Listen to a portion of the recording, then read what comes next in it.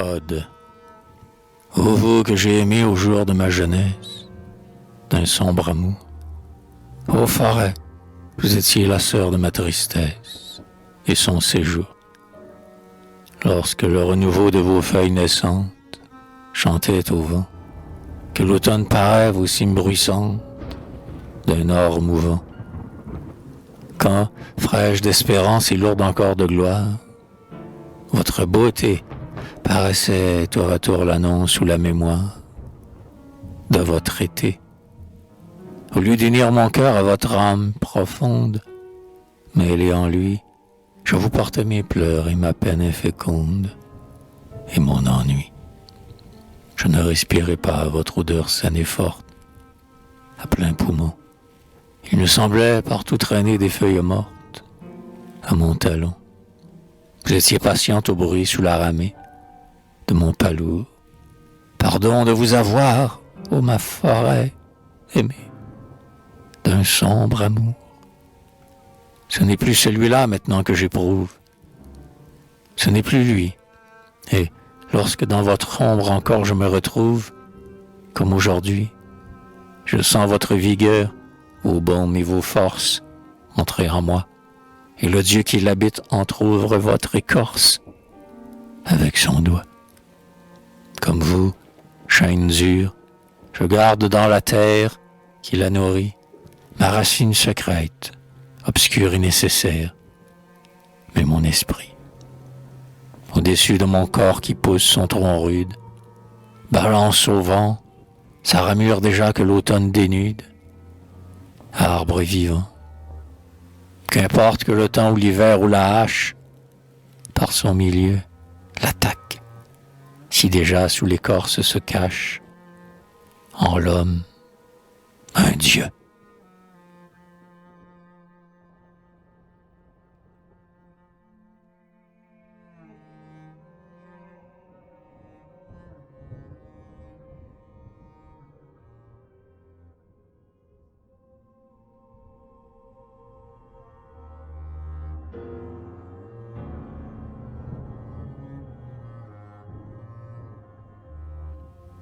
La lune jaune.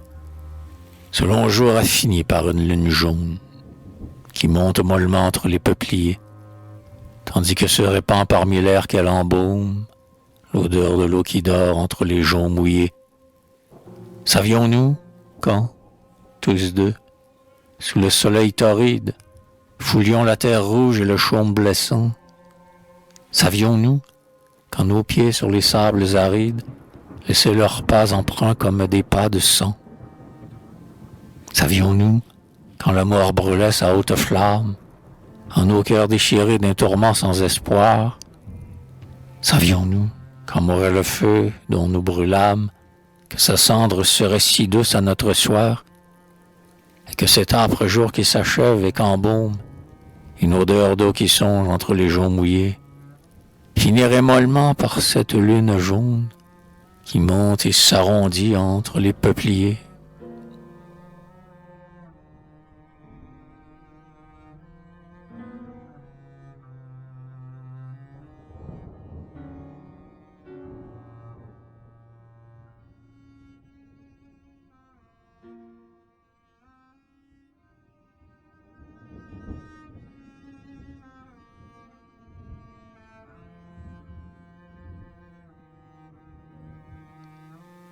La bonne heure. Sois heureuse, qu'importe à tes yeux l'horizon, et l'aurore et la nuit et l'heure et la saison, que ta fenêtre tremble au souffle de l'hiver, ou que l'été, le vent du Val ou de la mer, semble quelqu'un qui veut entrer et qu'on accueille. Sois heureuse, la source murmure, une feuille déjà jaunie un peu tombe sur le sentier. Une abeille s'est prise au fil de ton métier, car le lin qu'il emploie est roux comme du miel. Un nuage charmant est seul dans tout le ciel. La pluie est douce, l'ombre est moite. Sois heureuse. Le chemin est boueux et l'ornière se creuse. Que t'importe la terre où mènent les chemins. Sois heureuse d'hier et sûre de demain. N'as-tu pas, par ta chair divine et parfumée, l'ineffable pouvoir de pouvoir être aimé?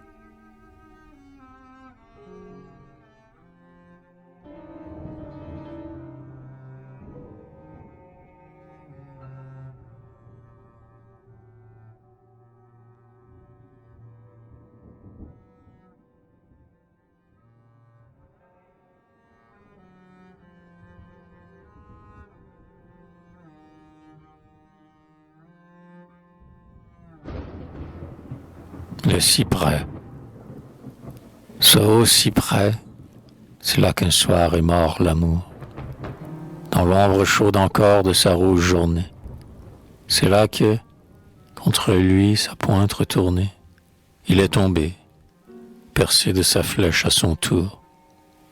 Au lieu cher et cruel et triste, où, de ce jour, mystérieuse et qui ne s'est jamais fanée, de son sang fleurit une rose obstinée, dont semble encore la pourpre attendre son retour. Et quelquefois, la main dans la main, ma tristesse, et moi qui ne veux plus, hélas, qu'elle me laisse, nous montons jusqu'ici, son pas auprès du mien. Elle aime cette rose et moi, le cyprès sombre, elle espère peut-être encore, mais je sais bien qu'où l'amour est tombé ne revient pas son ombre.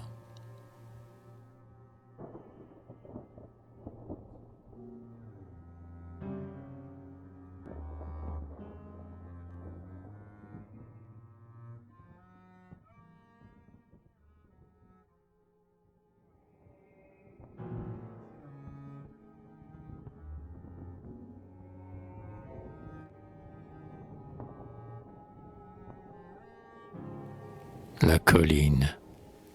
Cette colline est belle, inclinée et pensive. Sa ligne sur le ciel est pure à l'horizon. Elle est un de ces lieux où la vie indécise voudrait planter sa vigne et bâtir sa maison. Nul pourtant n'a choisi sa pente solitaire pour y vivre ses jours, un à un, au penchant de ce souple coteau doucement tutélaire, vers qui monte la plaine et se hausse le champ. Aucun toit n'y fait luire, au soleil qui l'irise, ou l'emporpre, dans l'heure du soir ou du matin, sa tuile rougeoyante ou son ardoise grise. Et personne jamais n'y fixa son destin. De tous ceux qui, passant un jour devant la grâce de ce site charmant et qu'ils auraient aimé, en ont senti renaître en leur mémoire lasse la forme pacifique et le songe embaumé. C'est ainsi que chacun rapporte du voyage, au fond de son cœur triste, de ses yeux en pleurs, quelques veines, éternelle et fugitive image, de silence, de paix, de rêve et de bonheur. Mais, sur la pente verte et lentement déclive, qui donc plante sa vigne et bâtit sa maison? Hélas, et la colline inclinée et pensive, avec le souvenir demeure à l'horizon.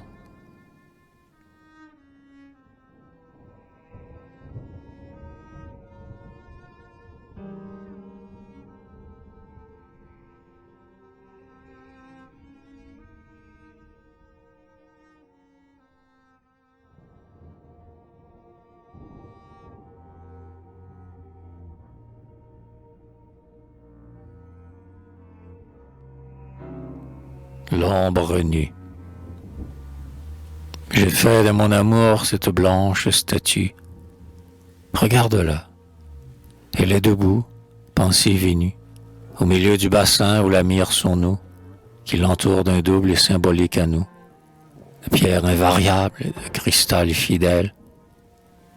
La colombe en passant la frôle de son aile, car l'amour est vivant ce marbre veiné, qui de son long regard que rien n'a détourné, contemple, autour de lui dans l'eau proche apparue, la fraîcheur de son ombre humide, vaine et nue.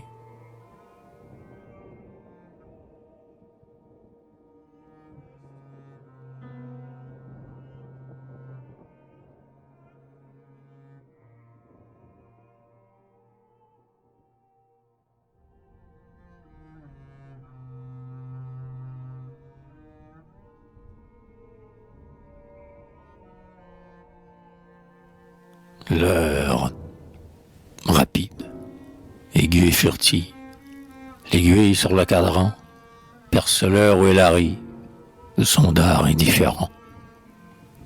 La rose, de ses pétales, comme l'instant qui se suit, en minutes inégales, qui s'effeuille sans un bruit. Le temps pour toi se divise, selon que tu l'as pensé, qu'il s'abrège ou s'éternise, il deviendra ton passé. Et, lorsqu'un jour de ta cendre, les roses refleuriront, tu ne pourras plus entendre les aiguilles qui feront sur le cadran demeure leur travail minutieux de percer encore l'heure que ne verront plus tes yeux.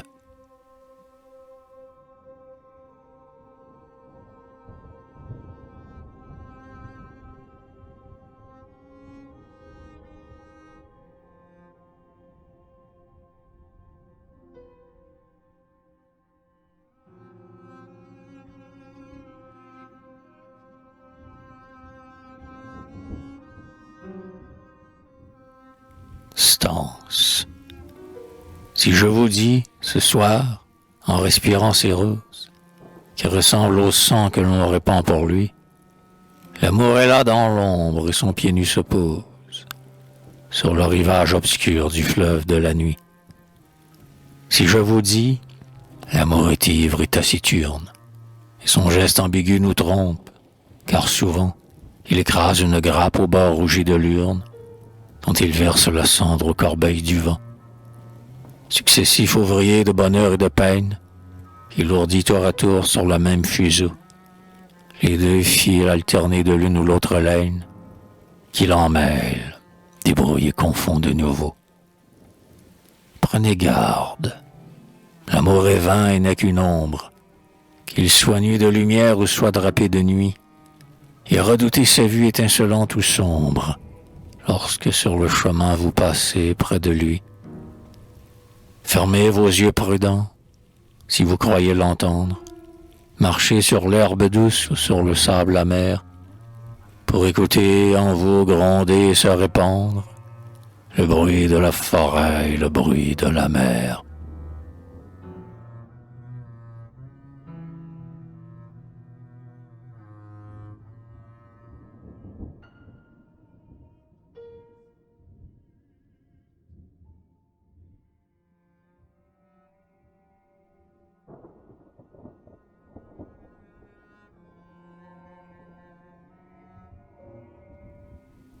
Épigramme.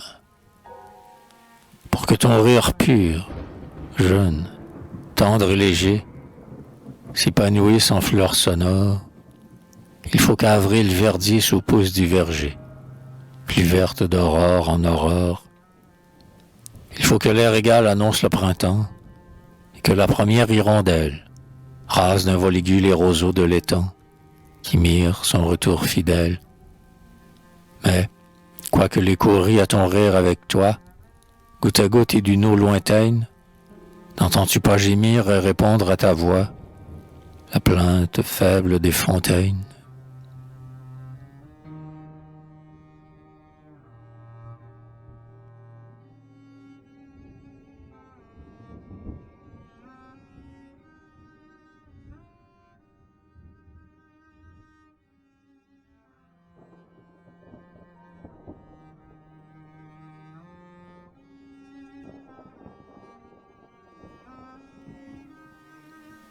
L'image.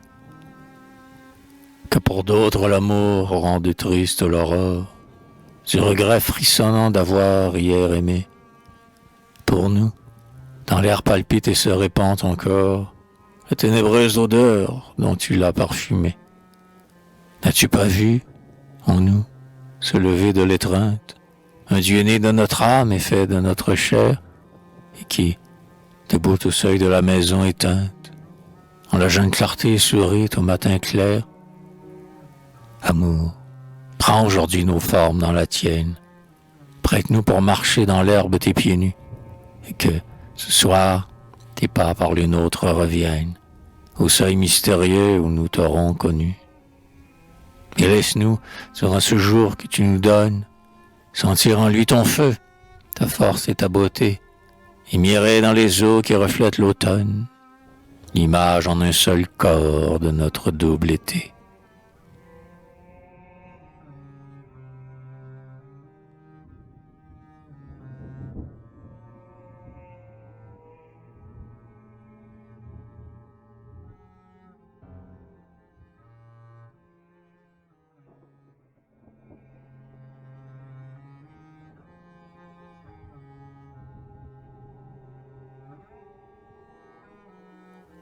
Le vœu, n'avez-vous pas tenu en vos mains souveraines la souplesse de l'eau et la force du vent? Le nombreux univers en vous fut plus vivant. Quand ces fleuves, ces flots, ces fleurs et ces fontaines, c'est vrai, ma bouche est bue aux sources souterraines. La sève s'est mêlée à la fleur de mon sang, et d'un cours régulier, naturel et puissant, toute l'âme terrestre a coulé dans mes veines. Aussi, riche et joyeux du fruit de ma moisson, et du quadruple soir de mes 4 saisons, je te donne ma cendre, ô terre maternelle, pour renaître plus vif, plus vaste et plus vivant, et vivre de nouveau la vie universelle, dans la fuite de l'eau et la force du vent.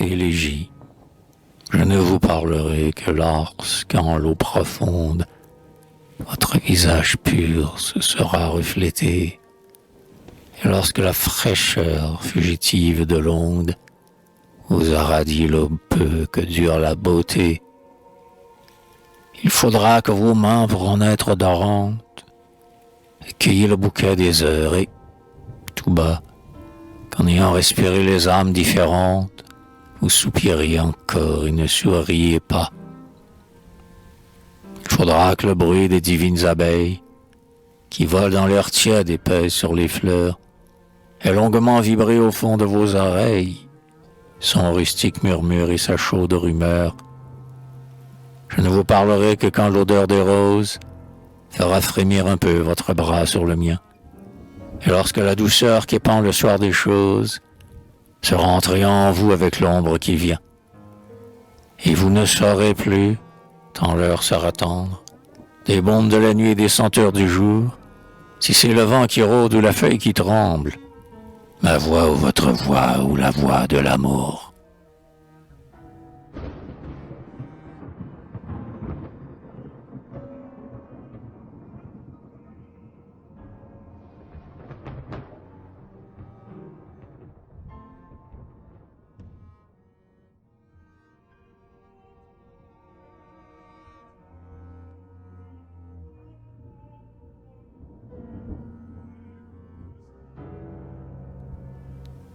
Ombre d'eau, cette statue est charmante de la femme qu'elle fut, avant que cette eau dormante reflétât son marbre nu. Mais dans l'eau qui la reflète, au bassin ovale et clair, son ombre me semble faite du souvenir de sa chair. Et la pensée incertaine est telle ou telle, suivant que la voix de la fontaine se mêle à la voix du vent.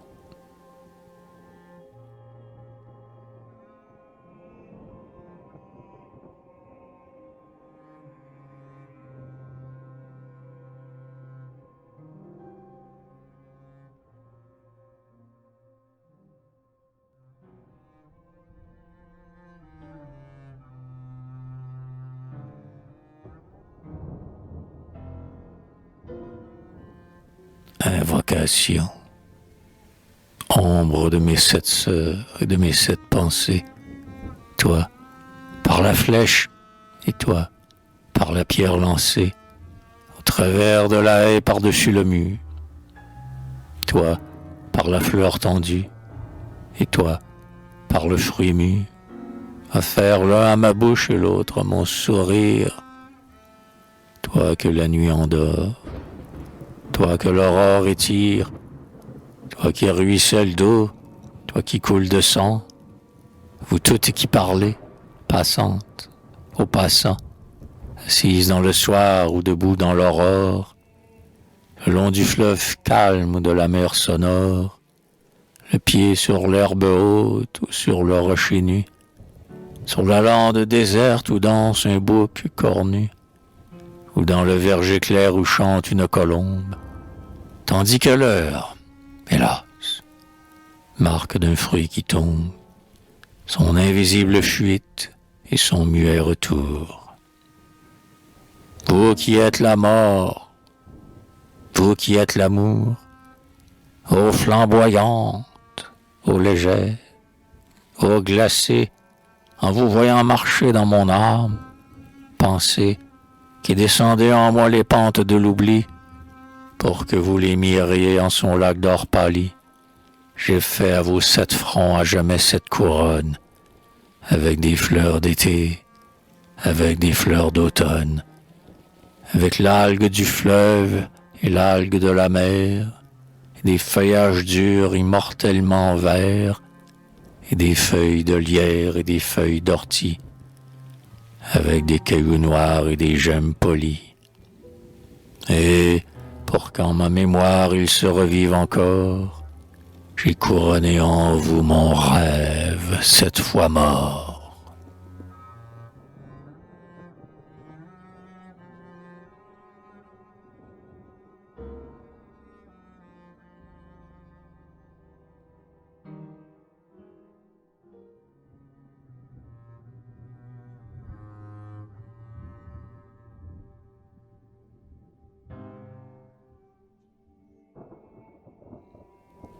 Les cloches.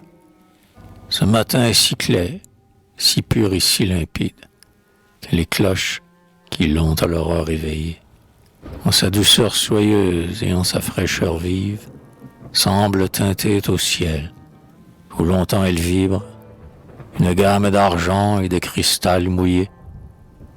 Midi, le fort soleil accable la ramure et verse ses rayons sur les choses et pleut. Sa lumière éclatante, impitoyable et dure.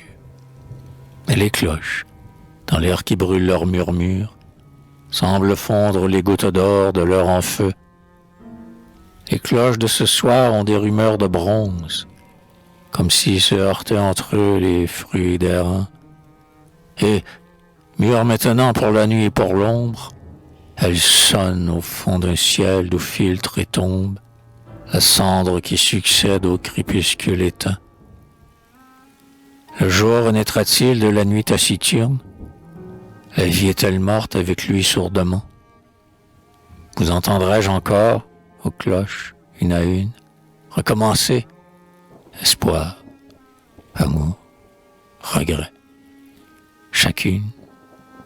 Votre bruit tour à tour d'or, de bronze et d'argent.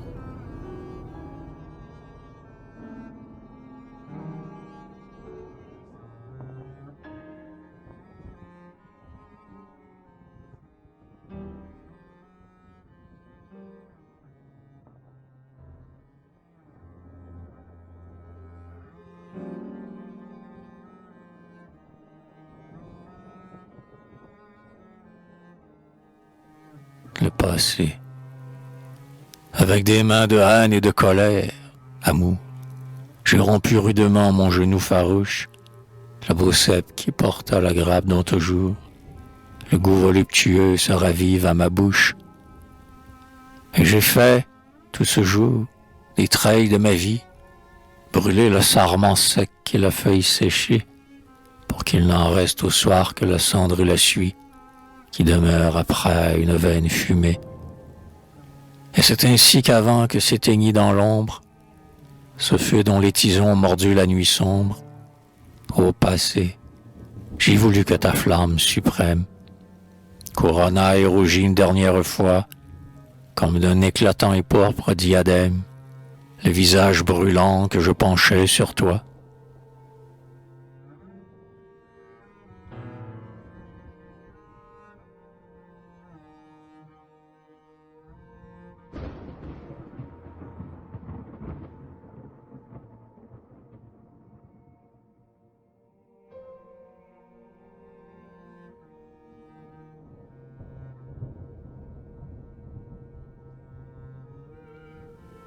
Chanson. J'ai fleuri l'ombre odorante et j'ai parfumé la nuit de la senteur expirante de ces roses d'aujourd'hui. En elles se continue, pétale à pétale, un peu du charme de t'avoir vu et cueillir tout en feu. Est-ce moi, si ce sont elles? Tout change et l'on cherche en vain à faire une heure éternelle d'un instant qui fut divin. Mais tant qu'elles sont vivantes, de ce qui reste de lui, respire l'ombre odorante de ces roses d'aujourd'hui.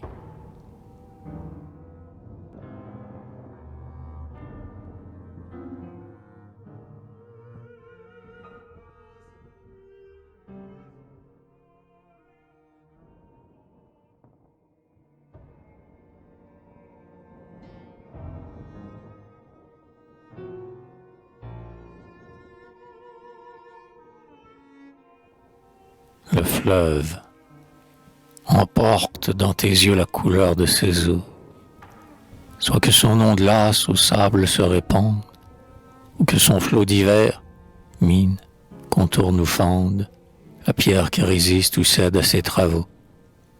Car, sonore au roc dur et plaintif au roseau, le fleuve, toujours un, qu'il gémit sous commande, dirige par le val et conduit par la lande, la bave des torrents et les pleurs des ruisseaux. Regarde-le, il vient à plein bord, et sa course mène jusqu'à la mer, la fontaine et la source, et le lac tout entier qu'il a pris en ses bras. Sois ce fleuve passant, que ta pensée entraîne en son cours toi-même. Un jour, tu les boiras, ta source intérieure et tes eaux souterraines.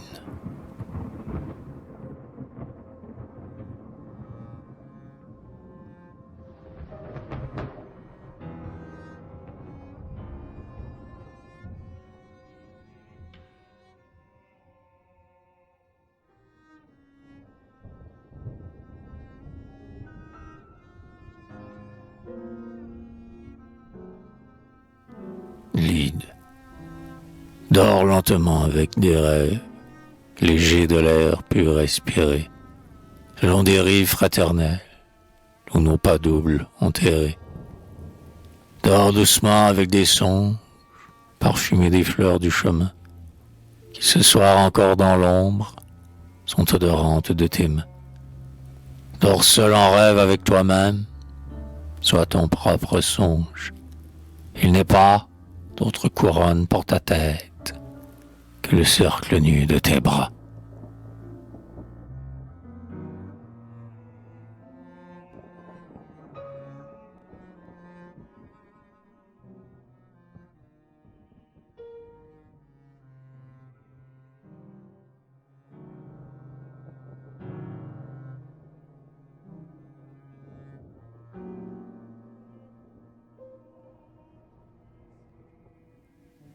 L'urne, sépulcre de silence et tombeau de beauté, la tristesse conserve en cendre dans son urne les grappes de l'automne et les fruits de l'été, et c'est ce cher fardeau qui la rend taciturne.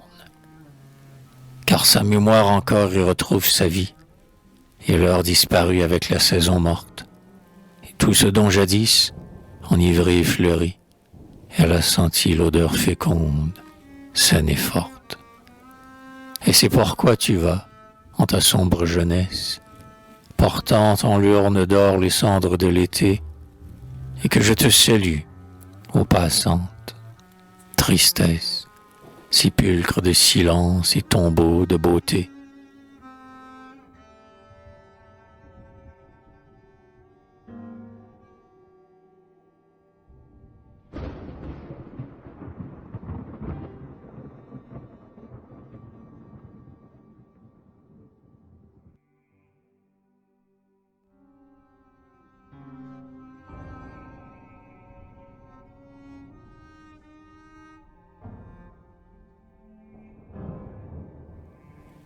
crépuscule.